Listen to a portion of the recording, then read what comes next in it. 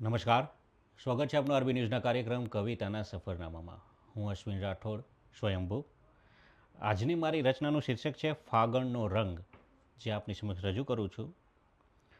ફાગણનો રંગ ને ફાગણનો આ આકરો તડકો, ફાગણનો રંગ ને ફાગણનો આ આકરો તડકો, અને ડાળે ડાળે મહોરી ઉઠેલો કેસુડો, અને ડાળે ડાળે મહોરી ઉઠેલો કેસુડો, જાણે વસંતે પૃથ્વીને રંગોનું આમંત્રણ મોકલ્યું છે. જાણે વસંતે પૃથ્વીને રંગોનું આમંત્રણ મોકલ્યું છે. ચોકમાં પ્રગટેલી હોળીની ઝાડ, ચોકમાં પ્રગટેલી હોળીની ઝાડ ફક્ત લાકડા કે છાણા જ ક્યાં બળે છે, ફક્ત લાકડા કે છાણા જ ક્યાં બાળે છે. એ તો બાળે છે મનમાં પડેલી ખટાશ, એ તો બાળે છે મનમાં પડેલી ખટાશ, અહંકારના જૂના ઝાડા, અને ઉગારે છે આપણા ભીતરના પ્રહલાદને, અને ઉગારે છે આપણા ભીતરના પ્રહલાદને. ને પછી સવાર પડે છે ધૂળેટીની, ને પછી સવાર પડે છે ધૂળેટીની. હવાના દરેક શ્વાસમાં ઉડે છે ગુલાલ, હવાના દરેક શ્વાસમાં ઉડે છે ગુલાલ. પિચકારીમાંથી છૂટતા રંગીન પાણીની ધાર, પિચકારીમાંથી છૂટતા રંગીન પાણીની ધાર શરીરને તો ખાલી અડે છે, પણ એ સીધી જઈને હૈયાને ભીંજવે છે, પણ એ સીધી જઈને હૈયાને ભીંજવે છે. લાલ, લીલો, પીળો કે ગુલાબી, ચહેરા પર લાગ્યા પછી ક્યાં કોઈનો હોદ્દો કે ભેદ રહે છે.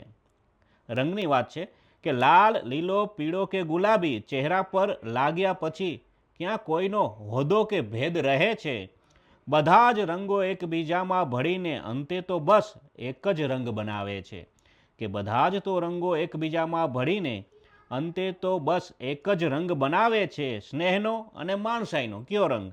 તો કે સ્નેહનો અને માણસાઈનો રંગ બનાવે છે.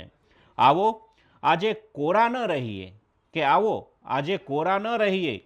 વર્ષભરની દોડધામમાં ક્યાંક ઝાંખા પડેલા આ જિંદગીના કોરા કેનવાસને, કે વર્ષભરી દોડધામમાં ક્યાંક ઝાંખા પડેલા જિંદગીના કોરા કેનવાસને ફાગણના આ અલડ રંગોથી છલકાવી દઈએ, કે ફાગણના આ અલડ રંગોથી છલકાવી દઈએ. ને થોડા તમે સ્વયંભૂ રંગાવો, ને થોડા તમે સ્વયંભૂ રંગાવો, ને થોડા અમે સ્વયંભૂ રંગાઈએ. કે આવો ફાગણનો રંગ ને ફાગણનો આકરો તડકો, અને ડાળે ડાળે મોહરી ઉઠેલો કેસુડો, જાણે વસંત પૃથ્વીને રંગોનું આમંત્રણ મોકલ્યું છે. તો આ હતી મારી હોળી ધૂળેટી ઉપર અછાંદસ કાવ્ય, જેનું શીર્ષક હતું ફાગણનો રંગ, જે મેં આપની સમક્ષ રજૂ કરી. આશા રાખું છું કે આ કાવ્ય તમને ગમશે. હું હતો આરબી ન્યૂઝના કાર્યક્રમ કવિતાના સફરનામામાંથી અશ્વિન રાઠોડ, સ્વયંભૂ. નમસ્કાર, અસ્તુ.